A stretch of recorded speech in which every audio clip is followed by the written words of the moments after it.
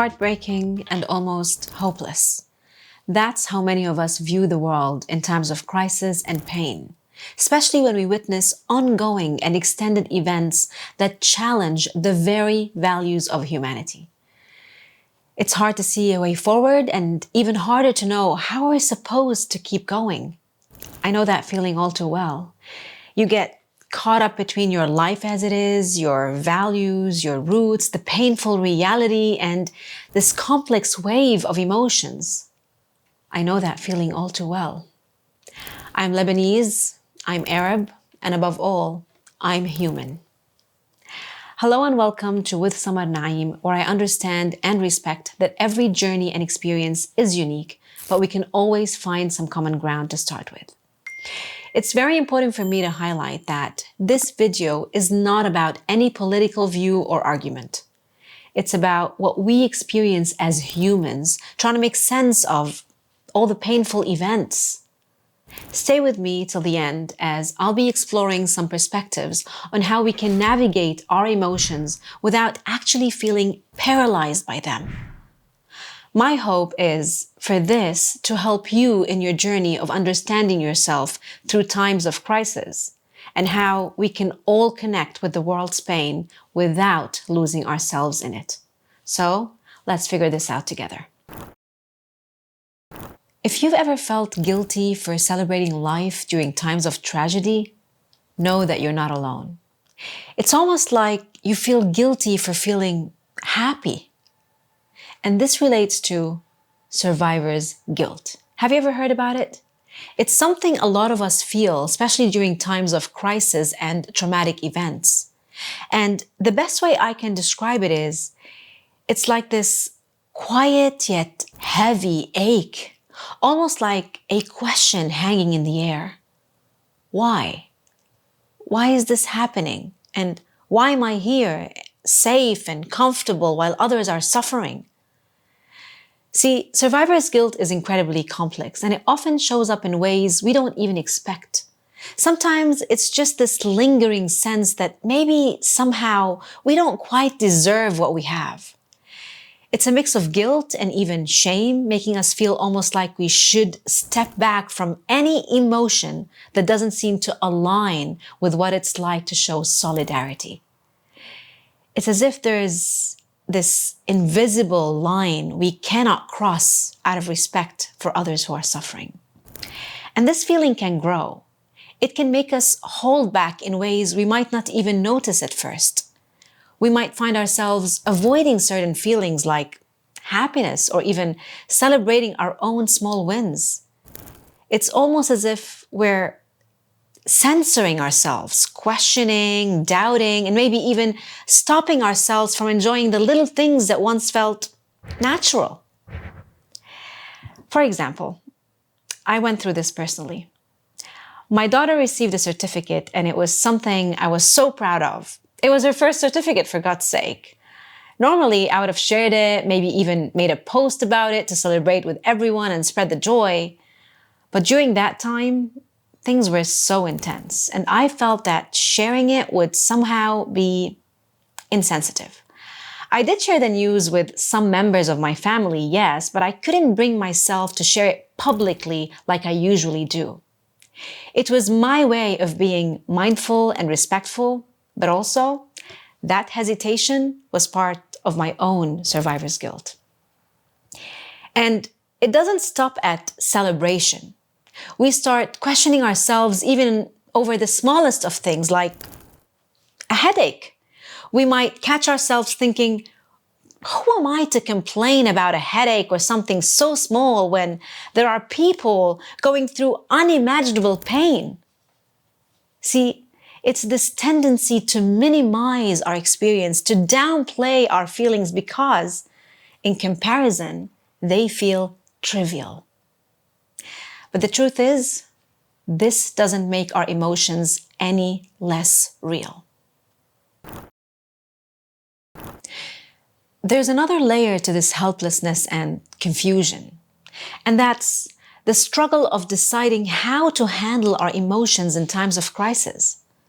Some of us reach a point where it all feels like too much, And just admitting this is too much for me to handle can feel shameful. It brings up that same guilt, that same questioning. Who am I to need a break when others can't take one? But let's be honest.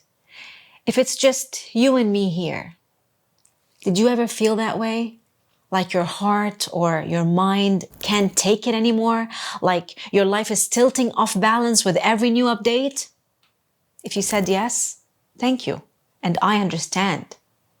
Because there's this dilemma that some of us go through. Do I pull back from all the news and updates for my own well-being? Or do I fully immerse to honor what others are going through? If you've ever asked yourself this question, I'm here to tell you it is valid. If you choose to pull back sometimes, please don't feel bad. Taking time to refuel and protect your heart doesn't mean you don't care. It just means you're taking care of yourself and you need that space away so you can function. If you have the ability to set boundaries with news or social media to give yourself some peace, then that can be a healthy choice for you. Remember, caring deeply sometimes means protecting your own heart. On the other side, there are those who feel the need to fully immerse themselves, to stay present, to witness the details, to connect deeply with the stories and the faces behind the news. For them, honoring the pain and bearing witness keeps them connected to that shared humanity. And for those who have family in affected areas, this might be a no-brainer, and I understand that too. But whether you choose to pull back or dive in, it's your choice, and you are entitled to what works for you because you know you best. That said, be mindful of the extent of your choice. Fully immersing for too long may lead to chronic anxiety, increased irritability, or other physical symptoms. And pulling back too much could lead to denial or even indifference. To build resilience, it's helpful to have a mix of both approaches in your circle. Those who step back to recharge and those who lean in to stay informed. My husband and I play those roles at home, and sometimes we even switch.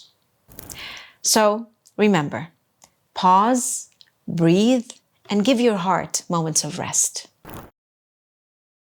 Here's something I want to share. We are not meant to live in only one set of emotions for so long. When we lean too far into sadness or despair, we risk developing a mental health condition, and we risk feeling drained and lifeless. And if we're drained and empty, how can we show up meaningfully for those who need us?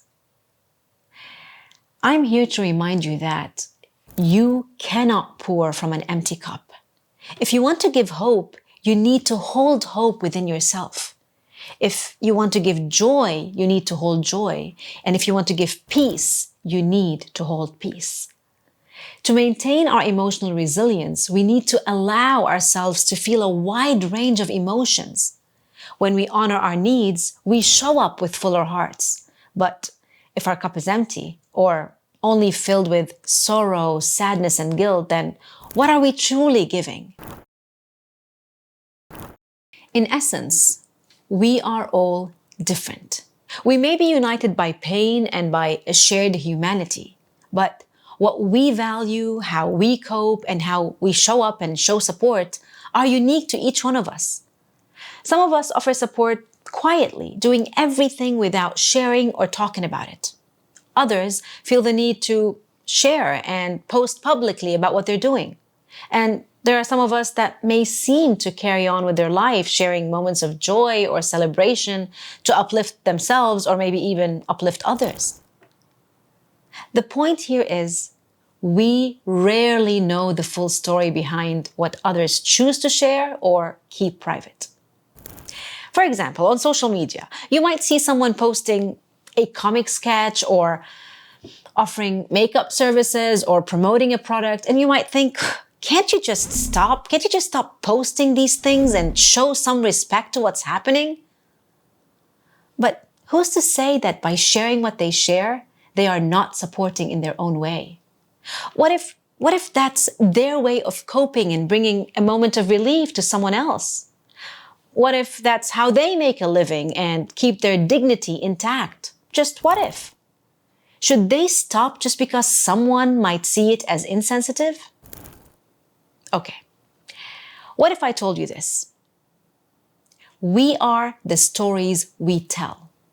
So let them tell their story. And you have the choice to watch, listen, or simply skip and move on. You have a choice, and they do too. But through this all, let's remember to extend a little more grace before passing judgment. Because judging is easy, really easy. But understanding takes intention. Let's appreciate that we're all trying our best to help in whatever way we can, whether it is by donating, volunteering, providing financial aid, staying informed, or simply sharing a post on social media. Remember, no act of kindness or support, no matter how small, is small. Each piece contributes to the bigger picture. And I really do hope that each of our actions adds up to create the greater impact and change we all hope to make. So, if you're feeling torn, overwhelmed, or weighed down by these difficult times, you're definitely not alone.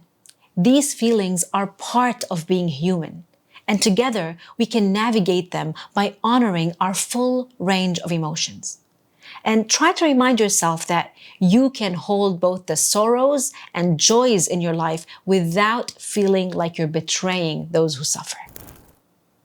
Thank you for sharing this space with me. If you found this helpful, feel free to send it to a friend who might need it. And I'd love to hear from you. If you're comfortable, share one way you protect your heart in these times, and let's help each other.